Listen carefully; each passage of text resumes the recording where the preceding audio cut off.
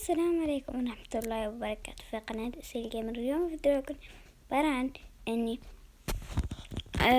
راح أقول لكم بالبداية الحين مفاجأة كثير حلوة، وبعدها حأوريكم جولة في بيتي الجديد. فيلا نبدأ.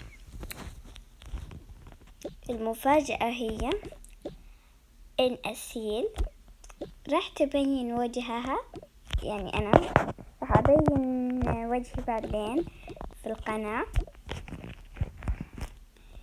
لما يتوصلون كل الفيديوهات 50 مشاهدة ويصير عندي 60 مشترك. وقتها عاد راح أبين وجهي، أو يعني مو 60 30 40 عادي أي شيء، بس أهم شيء عدد شوية كبير يعني. وبس، وأبغى نوريكم الحين جولة في البيت. فيلا يا ماما ابدي. أنا حبدأ في البداية. هذه غرفتي أنا وزوجي، هذه هي. يلا تعال يا محمد.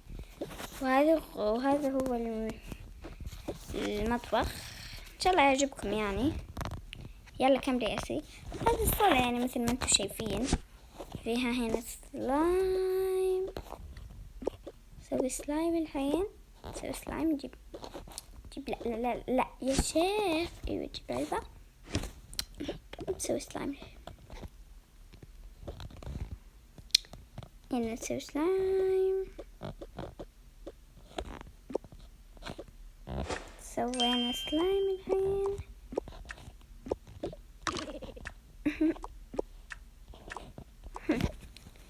ولا كمل. وهذا هو الحمام. طبعا حنخلي غرفة أسيل الأسيل. وهذه هي البلكونة. وطبعا خليني أسوي غرفتي.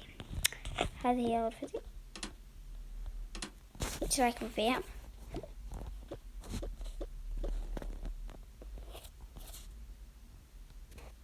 وبس، ما تنسوش اللايك والشير والسبسكرايب والكومنت.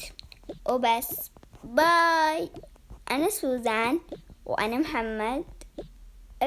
أساسا الاسم أهل حقيقيين ما راح أقوله إلا لما أبين وجهي.